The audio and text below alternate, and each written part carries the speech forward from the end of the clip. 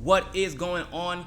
Thank you all so much for tuning in to this special live stream of Mi Casa Su Casa. I am, as always, your humble host, Niko House. And today, I wanted to go ahead and backtrack to the video that I did yesterday. A lot of you may have caught my live stream where I covered the DNC reforms to the Superdelegate system. And, I just did a vague cover of it and said that whenever I found out more information and I could dig even deeper into it, that I would, of course, readdress it because this is the Democratic Party. They don't do anything for altruistic reasons. I'm not going to pretend like they're going to start now. I'm not naive. I've been around the block a couple of times. I'm still young, but I'm not really dumb, if you catch my drift. I'm just saying. So after doing more research, after talking to my colleagues and them doing their research, and we were all comparing notes, and which is what we always do, we figured out what's really going on, which is that effectively they didn't change anything. Obviously, we were all suspect of the reform, whether it be because of the timing, whether it be because of who it's coming from, or what Garland Nixon suggested this morning, which is true. He's been alive a little bit longer than I have. He said, I have never seen any corrupt organization, corrupt entity, or what have you, decide just because of pressure from the outside to change itself. If it does get changed, it is because it gets ultimately toppled and then new people take over.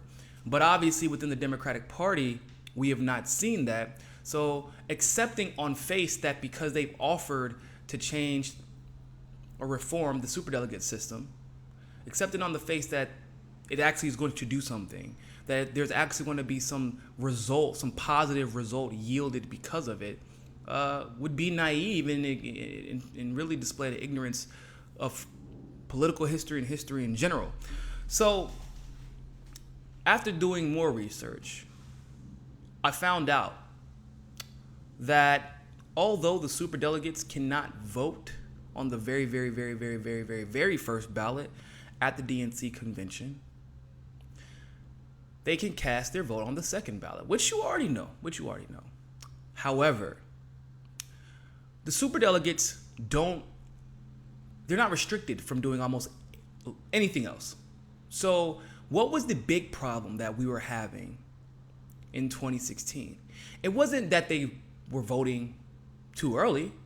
They were literally forbidden from doing so. I believe the date was July 27th. Everybody had that burned into their scalp. They can't vote yet. They're not allowed to vote yet. They can't vote. Stop saying that they're, that super. And the reason why we had to keep saying that, it wasn't because the superdelegates, because people thought the superdelegates had voted. The reason why was because we were still holding on to the belief, even though the belief was, it was not looking promising, and we were aware of that, but still had to do our due diligence, that Bernie Sanders could win a few states on the back end to win the election and hopefully not have to go to a contested convention. Now, if you believe that the superdelegates sway the election too early on, then that could potentially lean other voters into voting in the way that the superdelegates do, or discourage voters from coming out, which is a tactic that they used in 2016 and that they're still trying to use today. But this new reform still allows superdelegates to give full-throated endorsements of whatever presidential nominee they want, or whatever presidential candidate they want. Why? That was the problem. Remember whenever Bernie Sanders tied in Iowa when he actually won, it wasn't that the superdelegate had casted the vote. It was that he said he was going to vote for Hillary. So they leaned it into Hillary's direction after she lost, which, the narrative overall changed tremendously because of that primary. But when people were pissed in Michigan, it wasn't because the superdelegate had cast his vote already. Steinbaugh actually said that she was going to vote for Hillary no matter what the election results were going to be. And we all know that ultimately Bernie Sanders just destroyed Hillary in Michigan. And I believe both of their superdelegates. One of them, I believe, was quoted saying, "I know what the people want more than they do. I know what they need more than they do," essentially. Mind you, the superdelegate system, and I like the way that Got Progressive said it. She said it's the endorsement thing could work in our favor, because now we know if you endorse this person over a progressive like Bernie Sanders or Tulsi Gabbard, then we know for a fact that they are not the right candidate for anybody. So that's the good thing about that. But at the same token, they're touting this reform that they had, and it's, like I said, effectively they haven't done anything, but it gets better. So although they are not allowed to vote in the initial voting process at a contested convention, they are allowed to vote for something that's very, very, very, very, very important, and people really don't know. Oh my God, I can't. Okay. They're allowed to vote for the vice presidential nominee in the very beginning. Do you understand what that means? So, because some people don't. Some people think that the vice presidential nominee is just, oh, I can pick somebody, right? And they're my candidate. Because they've always been, Joe Biden is deep state, right? Al Gore, not super deep state, but he's deep state enough. Dick Cheney, need I say more? Mike Pence, need I say more? These people have always been deep state, and therefore there has not really been any contention when it comes to the vice presidency. But here's what actually happens when the superdelegates decide to exercise their ability to change the outcome of who the president appoints. If you all recall, FDR was and is one of the most popular presidents in our life, or in the history of this country. And some would venture to say that he is the most popular still to this day. He had his issues, but he was still one of the most popular. And he did something that was very controversial. He appointed a full-blown, not self-proclaimed, he was in self-proclaimed and in practice, he was a socialist economically. And when it came to issues on race, when it came to equity and equality for women, his name was Henry Wallace. He was with FDR the first term. They were just unstoppable as a unit. When they ran, they won. And it wasn't by a little bit, it was by a lot every time. Second term, mid-World War II, doing the damn thing. Third term, won again. And I want to say it was the third term or the fourth term. I remember that FDR was in office forever. If World War II started in 38, right? It was 37, 38 officially. United States joining in, I want to say 41, 42, and it didn't really end until right the 50s. So it was 3 terms, I believe. In the last term, something interesting happened. Now FDR won, even though he was sick and everybody knew it. He won, but they knew how sick he was. And because of them knowing how sick he was, they said, we absolutely cannot allow Henry Wallace to take the vice presidency spot. He's going to kill any opportunity we have to become an empire. He is going to kill our ability to expand globally. He's going to kill our ability to essentially usurp the power of Great Britain and establish dominance in their colonies and in their protected oil resources. He's He's going to usurp. He's going to kill the idea of us creating, an Israeli state, or not a.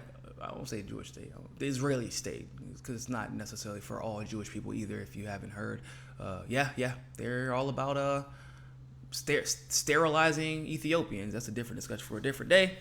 But they exercise through the wheeling and dealing process, as they always do, their right to get rid of a vice president in the final hour in what, in my opinion, was the most important election outside of this past election in history. And that's not an exaggeration.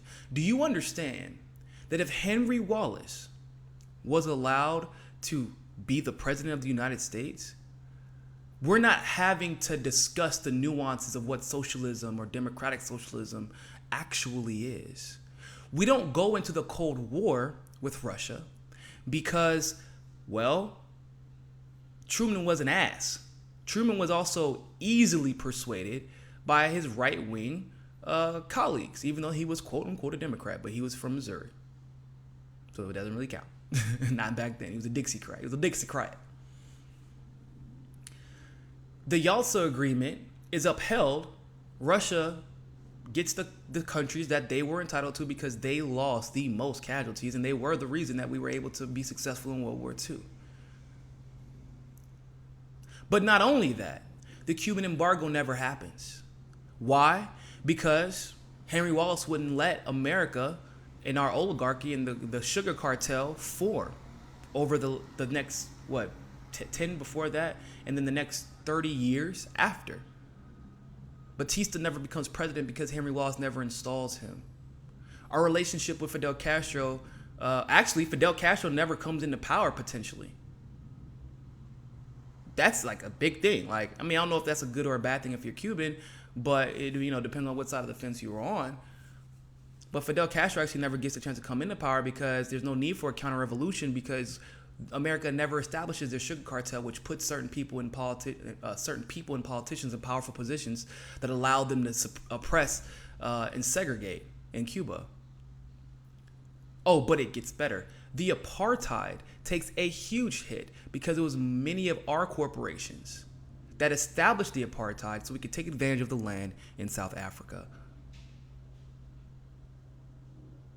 Grenada is never bombed.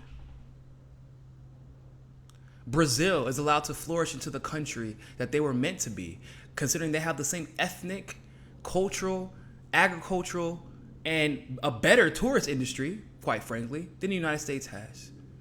And they have the Amazons. They wouldn't be in the economic turmoil that they're in right now. Mexico NAFTA never gets created. The WTO and the EU never gets to use austerity. Netanyahu never rises to. Do I need to go into when Henry Wallace was allowed to be defeated? It changed the course of history for the entire world. So when I say that the superdelegate getting to essentially usurp whoever the presidential candidate or presidential nominee picks as the vice president, it is no small feat. And this is what this actually is telling me. This is actually telling me that they are conceding to Bernie Sanders. That all the numbers internally, because their internal numbers never reflect what they project to the rest of the world, they never tell you all what their numbers actually bring back. Because they use polling to sway votes. They don't use them to tell the truth. It's, if you didn't know by now, 99% chance Hillary Clinton's going to win. Yeah. So, they're essentially, it seems like they're conceding that they, even with superdelegates, it doesn't matter. Why do you think that they were even okay with the idea of giving away or disallowing superdelegates from voting in the first ballot on a contested convention? because they don't believe that the superdelegates will be persuasive enough to even stop Bernie Sanders from winning with before they get to the convention. He will very likely win all the delegates he needs. They've accepted it. That's what this tells me. That's what this tells me. And it's not because they've all of a sudden just capitulated to the progressive wing of the Democratic Party. The numbers are reflecting it. The Alexandria Ocasio, the Rashida Tlaibs, even the Abdul, even though he was cheated and he wasn't allowed to win. There are candidates all over the country winning every other week that they're not mentioning. They're even lying and saying that candidates that Ocasio-Cortez endorsed, all of them lost, which is an utter lie. At least 6 have won already, and she only got nominated, 2 months ago, a month and a half ago. They see the writing on the wall, and all this is misdirection and an adjustment. Okay, we can't win the presidency, but Bernie Sanders will be, let's be honest, he's older. Way healthier, by the way, than John McCain. Thank God. But he's older. He may not even want to run 2 terms. So whoever gets that vice presidency spot will once again be able to reshape history. That's scary. It could be Nina Turner. It could be Tulsi Gabbard. Whew. It could even be Alexandria Ocasio-Cortez. The only problem is she wouldn't be. Actually, I think that if she became vice president, that the president could actually executive order a way that her age would be thrown out, and she would be able to be the president in the case of an emergency. Imagine having Alexandria Ocasio-Cortez as the Senate majority. Well, not the Senate majority leader. She would be the speaker, the pro tempore. Being the final vote and the final say. Being an extension. The superdelegate situation has not been remedied. If anything, it has simply indicated to us our very next battle, which is that they've probably accepted that Bernie Sanders is going to win. But that doesn't mean they can't make his victory and the policies that come from his victory very short-lived. Almost everything that FDR fought for was erased. The labor movements, Social Security is almost being erased.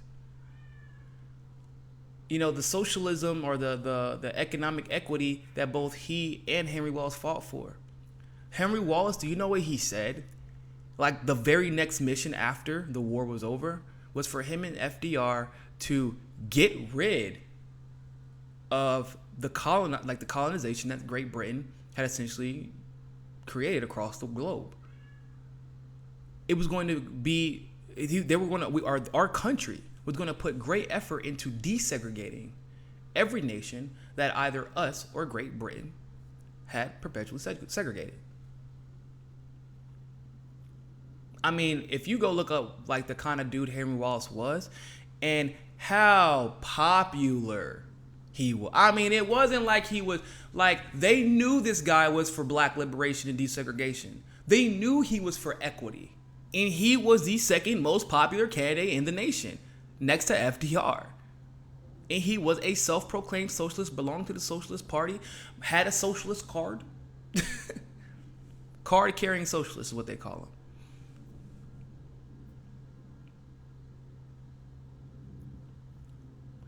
So, like I said, this reform, they're still allowed to endorse who they want to. They still get to vote the vice presidential candidate. So think about it like this. What if it's a contested convention and the vice presidential nominee is picked in advance? Patrick, appreciate the super chat. You said you got to go to a meeting. We'll definitely come back and check it out. Check out the rest of the video later. But they can pick the vice president, which obviously would be a headache. Because what would happen then? The vice president would then go out and endorse the presidential nominee that they would like to see. So this is actually what happened. Effectively, they haven't changed anything because they weren't allowed to vote anyway. They weren't allowed to vote in the primary election. They were already allowed to endorse who they wanted to. So that will continue. But now, legally, they have made it so that they will have one of the final says, if not the final say, on who the VP is. And I do want to say this one more thing before I go. And make no mistake that they made this announcement of nothingness. Like, literally, it's a nothing burger announcement. But they did it because the midterms are coming up. They're here, really. But, you know, the general elections for most of the country are coming up in November. So, oh my God, the Democratic Party has changed. They still think that they can win us over with headlines. They still think that they can persuade the masses with headlines. No. Now we just skip to the bottom of the article to find out the truth. Like, it's not that difficult. It really isn't. Democratic, superdelegate system reform. If it was a legitimate reform, CNN and New York Times, the Washington Post wouldn't be so boisterous about it. They wouldn't care. In fact, they would be suppressing it.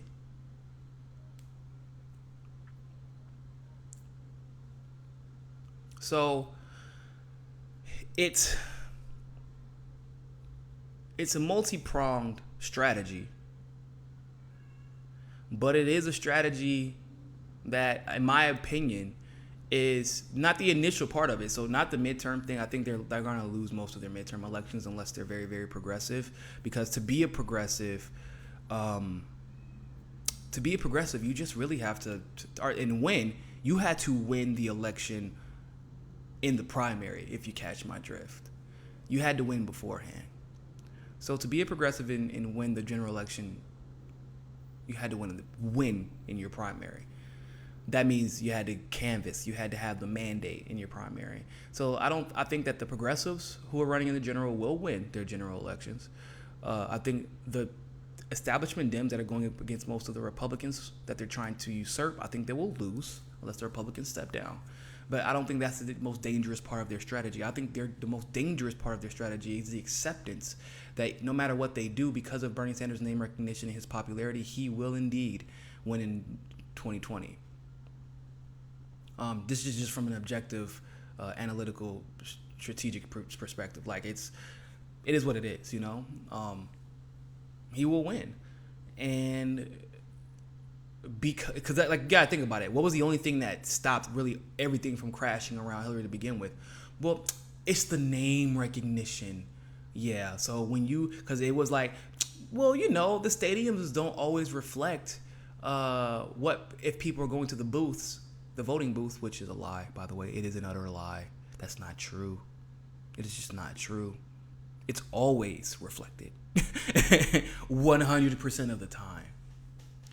But the name recognition is there. So that was their last thing. The last thing they could use, and that's gone. That's off. That's not happening anymore.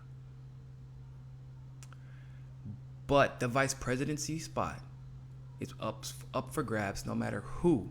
Bernie Sanders or Tulsi Gabbard if she wins. No matter who wins, they can essentially